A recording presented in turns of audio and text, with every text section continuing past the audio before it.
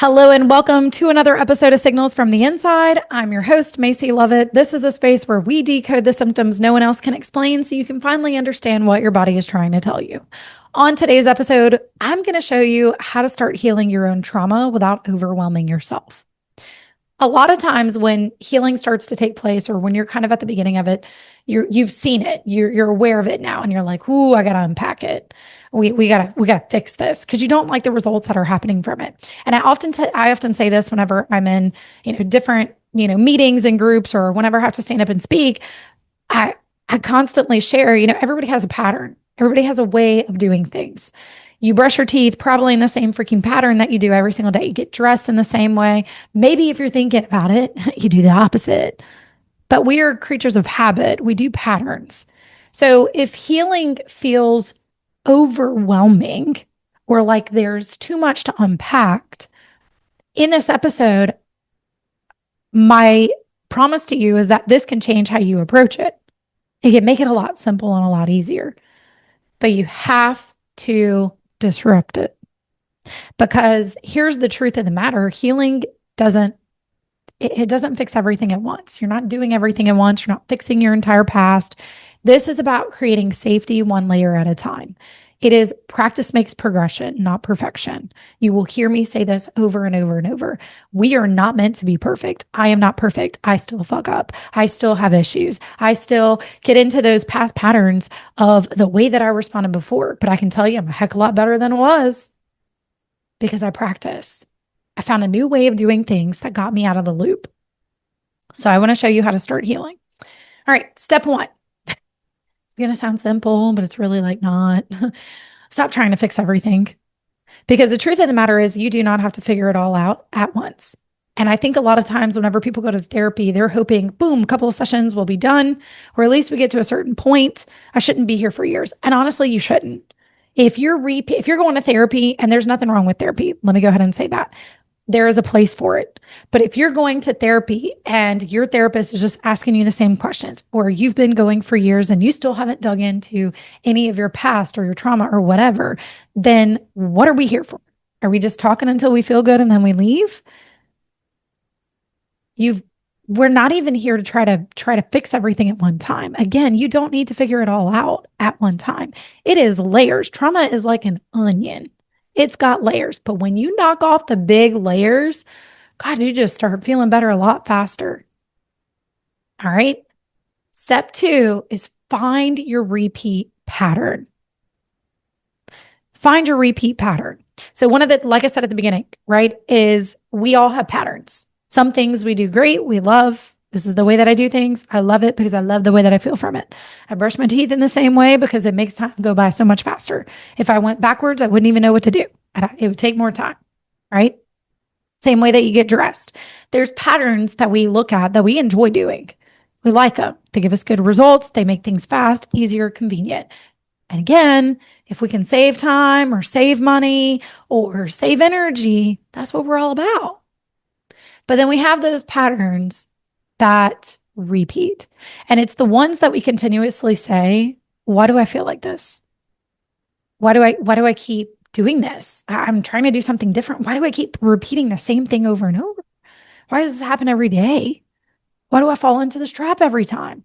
And for some of my moms, it's the yelling moms, the ones that get super frustrated with their kids because they're overwhelmed. They're highly anxious. It's not a shame. You're not at fault for any of those things. You're just overwhelmed. That's a repeat pattern. I was that mom. So how did I get out of it? A lot of nervous system regulation, and I'm doing the same things that I'm teaching you here. So you have to find your repeat pattern. What is it? What do you keep falling trapped to every freaking time? And then we feel guilty later. Go back to your kids. I'm sorry. And they're like, it's okay. No, because you're just accepting the behavior and that's not how mommy should be. All right. Step three, create micro safety. All right.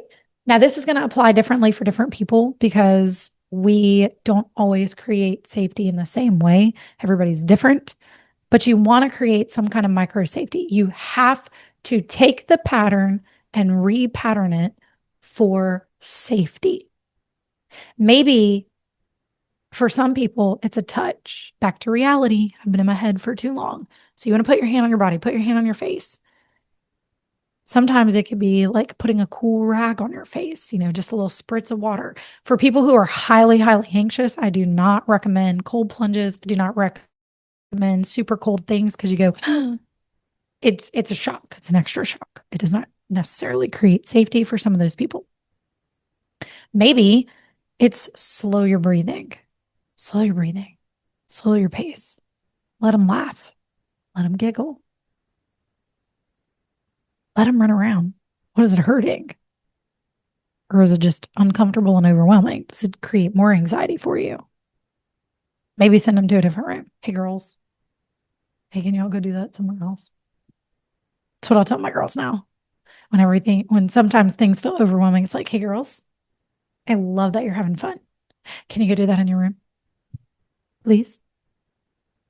Create micro safety. You're looking to soften the tension.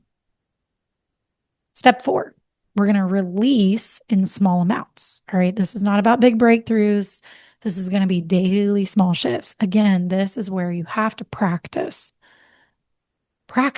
Maybe it's driving. Whenever you're driving, you're going from point A to point B. Loosen your grip on the steering wheel. Maybe that's the key words that you have to say to yourself. Loosen your grip. Take a deep breath. Slow your breathing. Calm your pace. Slow your pace. Calm your mood. Release it well. Release it all. Release it now. And then step 5, track your response. You have to see the reward. You have to see the shifts. Because if you don't, you're going to feel like you're in the same damn trap. Am I reacting differently than I was before? Am I showing up different than I was before? Because I'll tell you, healing doesn't happen all at once. It takes practice. And it happens every time your body feels safe enough to let go. Of course, if you're in that space of struggling and you're like, Mace, this is just too much. It's overwhelming. I don't know what to do, but I'm ready to stop this pattern. I invite you to DM me MAP. Let's get the pattern recognition first. Let's see the patterns that are playing out underneath, and then let's just take them one by one. Map out the next step. What's the one right now that's going to make you the simplest, the easiest, and the safest to be able to go forward with? That's what we do. Look at the symptoms, find the patterns underneath, and create the safety route. So that way you stop repeating the same damn thing over and over. I invite you to DM me MAP. Check out the description. The link is right there. DM me MAP. It's going to take you to Messenger. All you have to say is MAP. I got it from there. I'm just going to ask you some questions. We're just going to have a back and forth conversation. And that way we can map out your next step that you need to do to create that safety in your body. Otherwise, we're just going to keep repeating the same thing over and over. So I invite you to DM me MAP. As always, if you love the content that I'm putting out, give me a like, give me a share, hit subscribe, and I'll catch you guys on the flip side.